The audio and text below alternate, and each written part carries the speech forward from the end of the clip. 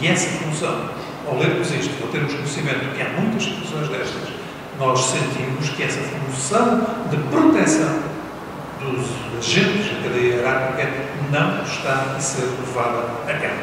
É uma preocupação que a hierarquia devia ter, que o topo das forças de segurança deverão ter e que, com certeza, as coisas tenderão a mudar.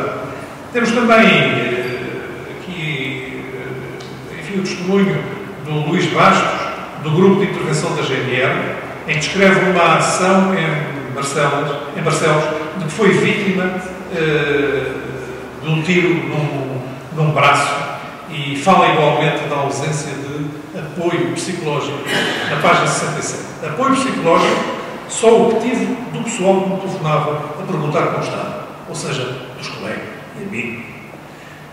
Se estava melhor, e da minha família, da minha mulher e de mim mesmo. Isto revela também igualmente a ausência, mais uma vez, a ausência desse apoio psicológico. Temos o testemunho de António Francisco, agente principal há 27 anos na PSP, que descreve uma perseguição automóvel em que foi vítima de um tiro e descreve ameaças que lhe fizeram na altura do julgamento correspondente a esse caso. Ele, portanto, investigou e levou até ao fim. E diz, isto mais uma vez para nos forçar e para nós percebermos o que é a vida de polícia e os riscos que ocorrem. Porque os riscos vão sempre mais longe daquilo que nós imaginamos. E nós imaginamos que não será, ou será quase impossível, que se façam ameaças a um polícia na fase do julgamento de um determinado caso. Mas isso acontece. E o nosso agente principal, António Francisco, disse o seguinte: falei com o chefe e disse-lhe, estou a entrar em parafuso com isto, porque já é a terceira vez que me estou a telefonar para casa e nesta última vez foram explícitos naquilo que queriam. Disseram que era bom que quando eu chegasse ao tribunal não me lembrasse de metade das coisas. Até já pedi para me retirar o telefone. E aqui houve compreensão de hierarquia. Ajudar e apoiar. Obviamente que a hierarquia também não se demite das suas responsabilidades na totalidade. Há casos que é preciso melhorar, há lacunas que é preciso preencher, mas também há bons exemplos, felizmente. Mas aqui o que eu queria focar é até onde vai o risco da profissão de polícia. E, portanto, o risco da profissão de polícia vai até o momento do próprio julgamento. E às vezes vai mais longe. Às vezes vai quando ele já está preso. E às vezes vai ainda mais longe. Vai quando aquele que o polícia deteve e foi julgado condenado pela prisão sai em liberdade. Também há situações dessa natureza. Temos o testemunho de António Pereira, há 20 anos na GNR, que passa por uma situação em que a mulher lhe morreu e ele ficou sozinho com uma filha. E há aqui a página 85, se me permitem, uma declaração dele interessante. E é uma coisa muito intimista, uma coisa muito afetiva. E ele diz o seguinte: era só eu e a minha filha, mas consegui, lutámos e conseguimos. Sair de manhã, preparar tudo para ela, levá-la ao infantário, depois à escola, chegar à noite, o jantar às vezes muito baseado em sopa, fazia uma panela de sopa e também comíamos fruta. E assim passamos. Ela é meio americana, não é tanto de alimento como o pai, mas conseguimos. Mas isto também nos dá a dimensão daquilo que é o homem. Porque muitas vezes nós olhamos para a polícia e esquecemos do homem que está por trás ou dentro da farda que ele veste.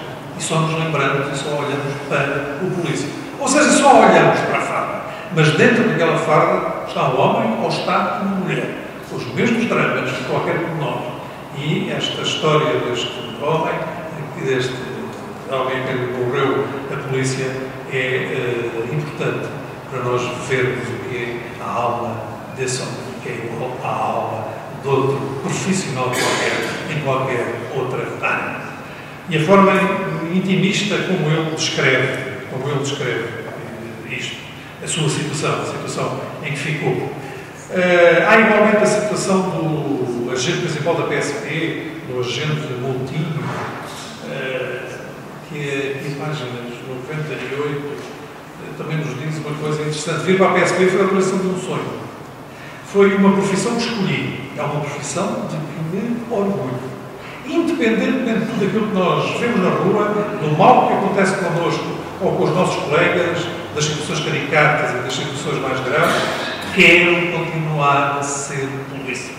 Foi uma escolha que fiz há 15 anos e continuo a gostar daquilo que faço.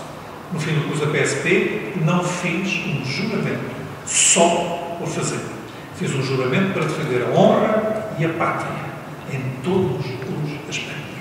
Temos aqui um sentido de honra, um sentido de missão, que muitos de nós, que olhamos à nossa volta e nos questionamos, achamos que isto já não existe. Mas existe. E existe em muitos homens das forças de segurança e também em muitas mulheres das forças de segurança, que levaram muito a sério o juramento que fizeram quando entraram para as forças de segurança e que não o esqueceram durante a sua vida profissional. Porque o esquecimento é uma coisa que acontece nas nossas vidas profissionais. E estes homens e estas mulheres, na sua maioria, não se esqueceram deste juramento e como ele aqui nos diz, à pátria e ao serviço.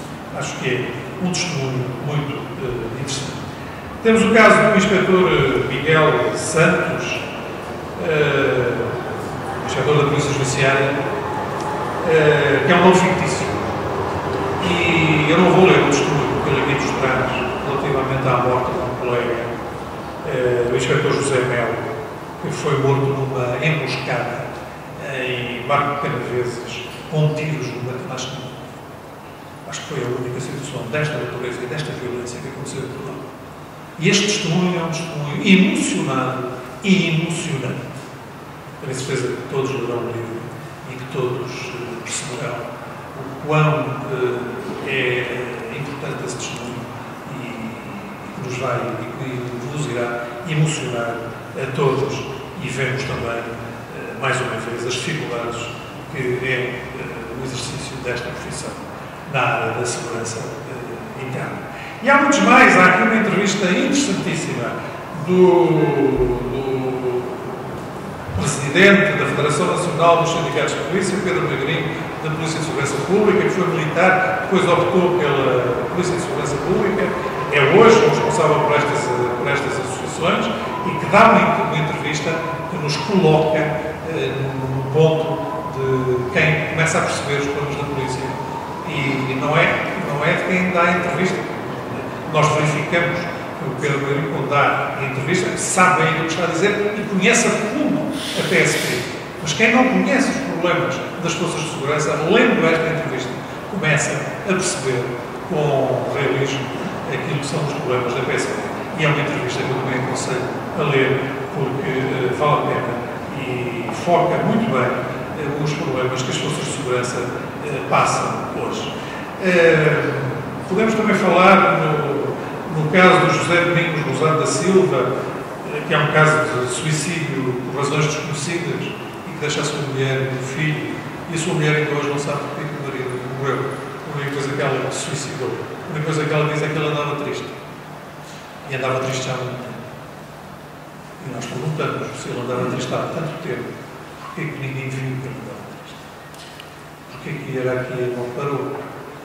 Porquê que ninguém não tentou reparar? Porquê que ninguém fez nada? A tal ponto que este homem que andava triste suicidou-se e deixou a sua mulher e a sua filha. Podemos falar no caso do Armando Moura, o oficial superior da PSP, também é um nome fictício. Houve aqui muitos que não quiseram dar o seu nome nem a sua cara, haverá razões para isso. Este homem já ocupou, é oficial superior da PSP, ocupou funções da Direção Nacional. Está muito descontente com o que se passa. Não acredita em nada.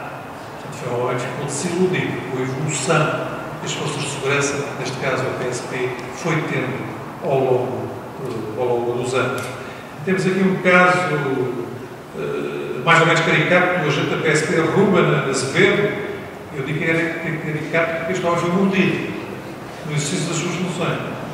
Foi mordido por um braço, não por um cão ou um animal dessa natureza, mas sim por um homem, um ex-autarca, um ex-presidente da Câmara de Sesimbra, um bom título, um bom chefe de família, assessor do Presidente da Câmara Municipal de Oeiras, e pura e simplesmente teve esta atitude relativamente a este homem, alegando depois e a seguir que estava a ser agredido pelo agente que o tinha, enfim, detido numa transgressão que ele tinha acabado de cometer. Portanto, estes exemplos caricatos também existem. E isto também toca numa situação importante, que é aquilo que é a ação da polícia quando toca nos poderosos. Não é que este homem seja especialmente poderoso, mas foi um exemplo que aqui está, que toca nessa margem. E este assunto deve ser discutido mais vezes dentro das coisas.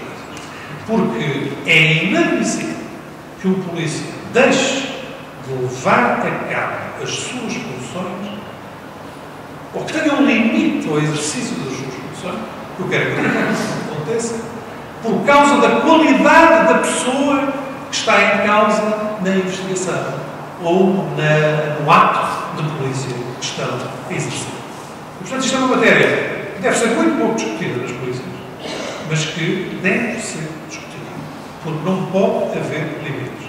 A lei é igual para todas, a polícia tem o dever de cumprimento da lei, e tendo o dever do cumprimento da lei, não interessa quem está do outro lado e praticou uma infração que deve ser objeto da ação policial.